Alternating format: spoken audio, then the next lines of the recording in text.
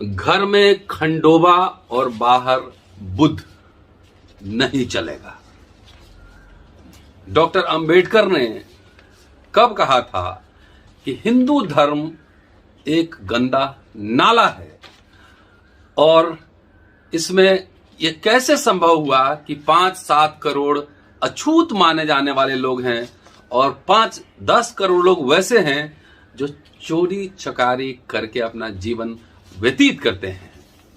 आभासी दुनिया के मेरे दोस्तों, रतनलाल बोल रहा हूं। काम की बात लाल की क्लास में आपका स्वागत है और पेश है आज अंबेडकरनामा का यह स्पेशल रिपोर्ट। 4 मई है आज ही के दिन बुद्धिस्ट सोसाइटी ऑफ इंडिया 1955 में स्थापना हुई थी और इसी अवसर पर यह एपिसोड मैं पेश कर रहा हूं। और ये डॉक्टर अंबेडकर का एक महत्वपूर्ण भाषण है। वो जो उस समय लॉ मिनिस्टर थे और बंबई के वर्ली इलाके में एक बुद्ध मेला का आयोजन हुआ था 14 जनवरी 1951 को। वहां वे गए थे 6 बजे शाम में। 4 बजे से ही उनको देखने और सुनने के लिए वहां लोगों की भीड़, जबरदस्त भीड़ इकट्ठा थी और तकरीबन 6 बजे डॉक्टर अंबेडकर पंडाल में आए। उनकी जयघोष से पूरा परिसर गूंज उठा। फूलमालाएं अर्पण कर उनका स्वागत किया गया। उसके बाद प्रोफेसर भागवत का एक संक्षिप्त भाषण हुआ, वो भी महत्वपूर्ण है, वो भी सुन लीजिए। उन्होंने कहा, बुद्ध तथा उनके द्वारा दुनिया को मिले अद्वितीय बौद्ध धर्म के बारे में लोगों को जानकारी मिले, इसीलिए इस बुद्ध मेला का आयोजन किया गया है। 4 महीने पहले यह बुद्ध विहार अधूरा था, लेकिन 4 माह पूर्व डॉक्टर अंबेडकर विहार आए और आश्चर्य कि इस काम को इतनी जल्दी पूरा किया जा सकता था, इसका भरोसा हमें नहीं था। इतने दिन अधूरा पड़ा इमारत बनाने का काम फिर शुरू हुआ है। अब यह काम पूरा होने को है।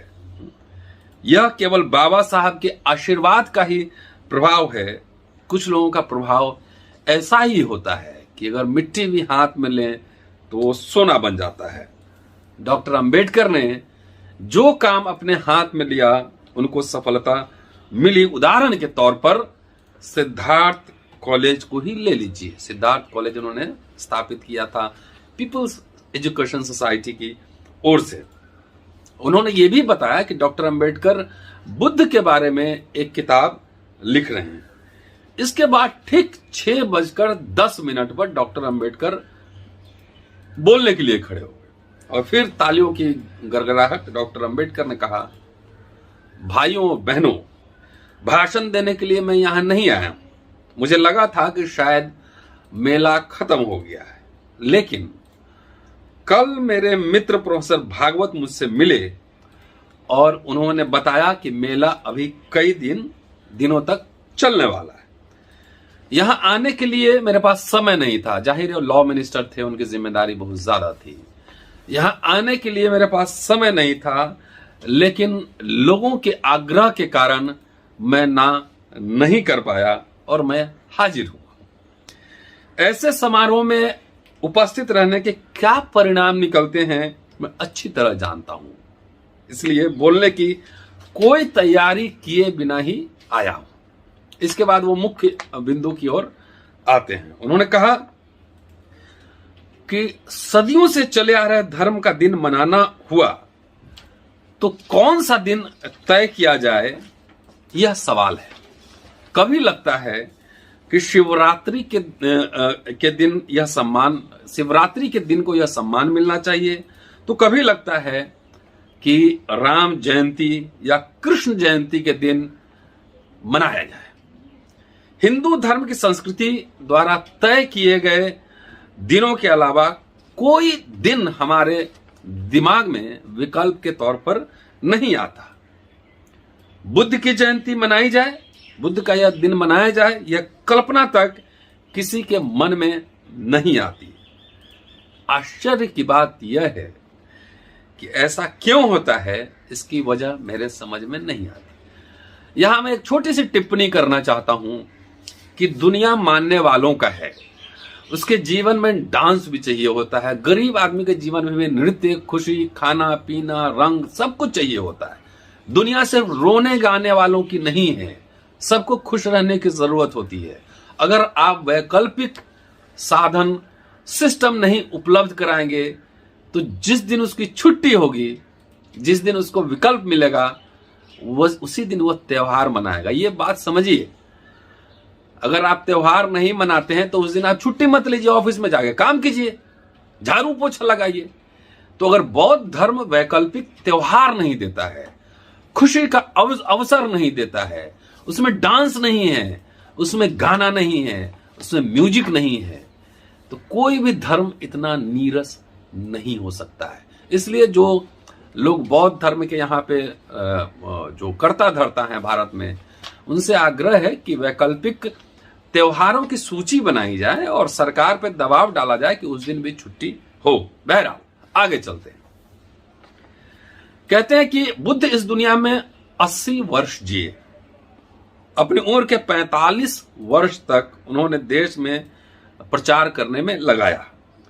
शंकराचार्य की, आज के शंकराचार्य के तरह उनके पास मोटर गाड़ी नहीं थी, घोड़ा तक नहीं था, यातायात का कोई साधन भी उपलब्ध नहीं था, लेकिन वो पैदल घूम घूम कर अपने विचारों का उन्होंने प्रचार किया। इस दौरान जिसने भिक्षा मांगकर अपना जीवन बिताया, कई मुसीबतें झेली, आज इस देश में उसका कोई नाम लेने वाला नहीं। और आगे, कभी कभी झूठ की भी जय होती है, सच्चाई की जय नहीं होती। यह भी ऐसी ही एक बात है। लेकिन सब लोग यह बात ध्यान में रखें कि कभी न कभी सत्य की भी जय होगी, और वह समय आ गया है। 1200 सालों का धर्म एक बार फिर इस देश का धर्म बनेगा, यह मुझे पूरा विश्वास है। आगे कहते हैं, हिंदू धर्म किसी नदी की तरह है। 2 नदियों का संगम होता है, उससे तीसरी नदी बनती है। हिंदू धर्म ऐसे ही नदी की तरह बना है। एक नदी का पानी साफ होता है, दूसरे नदी का पानी गंदा होता है। इन दोनों का जब मिलन होता है तब साफ पानी भी गंदा हो जाता है।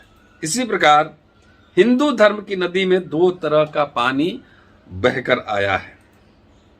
साफ बौद्ध धर्म की नदी और ब्राह्मणी धर्म का गलीच नाला है। उसमें से गंदा और अच्छा पानी अलग करना होगा, तभी गंदगी साफ की जा सकती है। आगे कहते हैं कि यहाँ के भिक्षु मित्र ने बताया कि कई लोग बौद्ध धर्म की दीक्षा लेना चाहते हैं, लेकिन उनसे मैंने कहा है कि बौद्ध धर्म अपनाना आसान नहीं है।